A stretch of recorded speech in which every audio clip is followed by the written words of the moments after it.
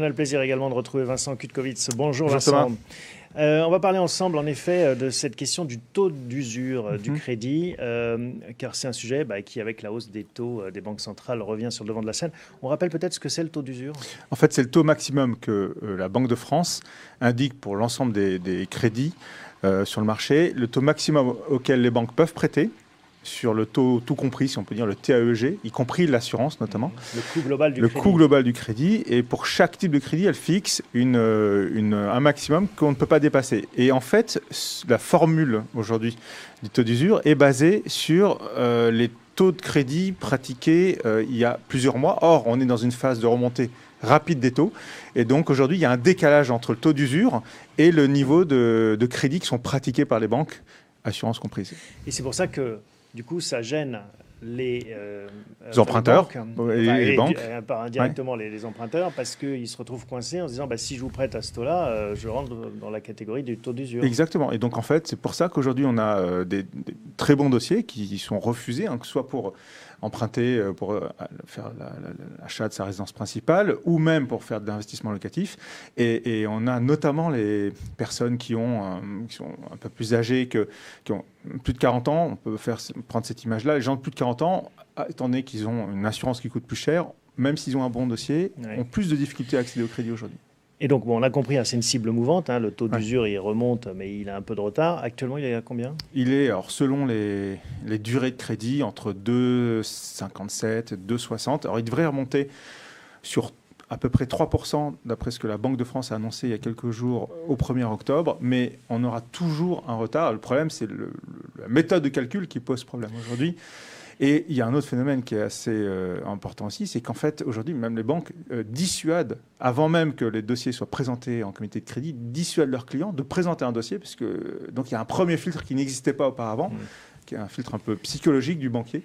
Et donc, il y a énormément, on pense qu'il y a près de 70% des gens qui ne vont pas en fait sur le marché du crédit aujourd'hui. Et un banquier qui aussi peut-être se dit, en période de remontée des taux, il ne faut pas que je prête trop vite parce que ça va me coûter de l'argent plus tard. C'est possible qu'il y ait des instructions dans ce sens-là, mais en tout cas, aujourd'hui, effectivement, ça pose un Alors, nous, justement, on s'intéresse aux solutions, c'est votre raison d'être. Comment est-ce qu'on peut faire pour se donner un peu d'oxygène? C'est le thème de cette émission. L'idée, c'était de chercher des solutions qui permettent de continuer à bénéficier de ce qu'on appelle de l'effet de levier, sans passer par le guichet classique de la banque. Donc on a effectivement détecté 3 solutions qui permettent de s'en passer. La première, alors? La première solution, c'est par exemple les gens qui veulent investir en SCPI. On sait qu'on peut le faire à crédit. Il existe des solutions qu'on propose, non pas de crédit classique immobilier, mais d'un crédit à la consommation affecté à de l'immobilier. Et donc là, en fait, on sort du champ du taux d'usure classique. Et il est possible d'investir sur une quinzaine de SCPI différentes aujourd'hui, en tout cas ce qu'on propose, avec un crédit de ce type-là, un effort d'épargne qui est assez identique à ce qu'on aurait sur un crédit immobilier habituel. C'est-à-dire que crédit à la consommation affecté à l'immobilier ne signifie pas crédit à la consommation comme pour acheter un bien d'équipement, une télévision, une voiture. Ce ne sera pas des taux aussi élevés? Alors on est sur des taux un peu plus élevés que le taux du crédit habituel immobilier ou du taux de crédit qu'on pourrait en théorie retrouver, sauf qu'aujourd'hui on a difficilement accès à ce crédit-là, à ce taux-là. À combien on peut... On est autour de 3%, donc un peu plus élevé effectivement que les taux classiques, mais il faut avoir en tête que c'est une offre qui permet de ne pas avoir à changer de domiciliation bancaire, donc la banque gagne. Et quel genre d'enveloppe en général? Alors, on est sur des enveloppes de l'ordre de quelques dizaines de milliers d'euros. On a des hypothèses avec, on peut par exemple emprunter 50 000 euros, donc pour 50 000 euros d'achat de SCPI, avec un effort de 200 euros par mois, avec un taux compris entre 3,1 et 3,7% selon la durée. On est sur des durées max de 15 ans, mais on peut le faire également sur 5 ans. Donc entre 5 ans et 15 ans, une quinzaine de SCPI, quelques centaines d'euros d'efforts d'épargne par mois, on continue à pouvoir accéder au SCPI à crédit. Autre piste, utiliser une avance en assurance vie. Voilà, alors ça, c'est une autre astuce qu'on évoque assez régulièrement, mais je pense qu'aujourd'hui, elle prend complètement son sens. C'est-à-dire que quand on dispose d'un capital sur un contrat d'assurance vie, on a la possibilité de demander à sa compagnie d'assurance vie de réaliser un prêt.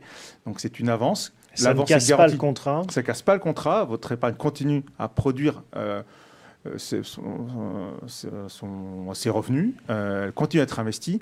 La banque vous prête une somme qui va de 60 à 80% de la somme placée. Elle se garantit en fait avec votre épargne.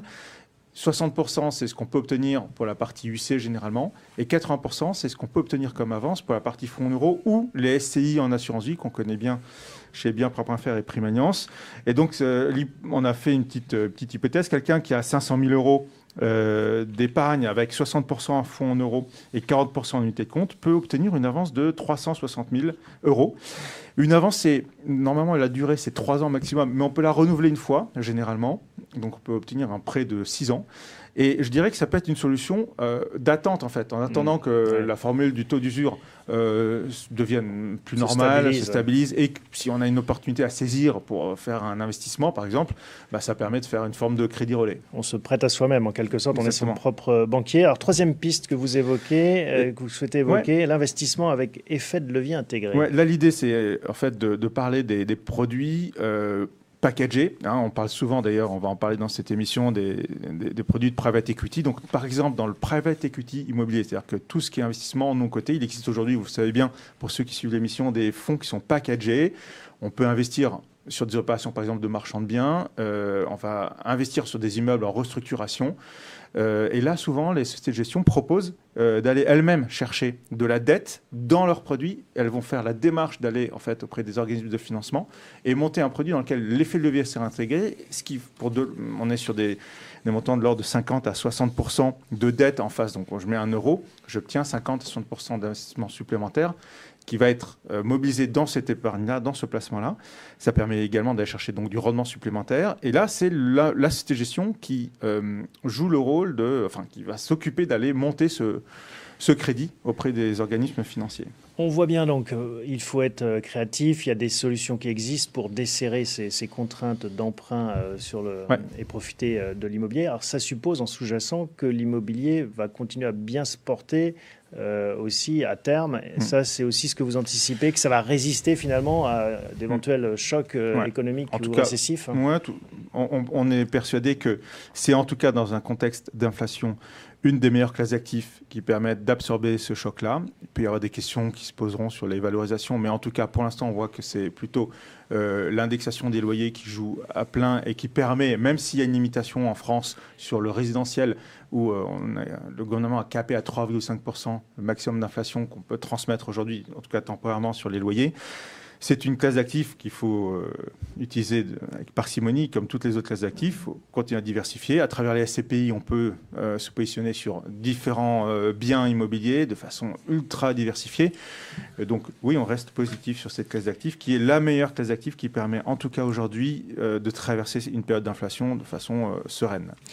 Merci Vincent de nous avoir présenté ces 3 astuces patrimoniales pour contourner en effet le taux d'usure du crédit. On se retrouve le mois prochain pour un nouveau bon plan.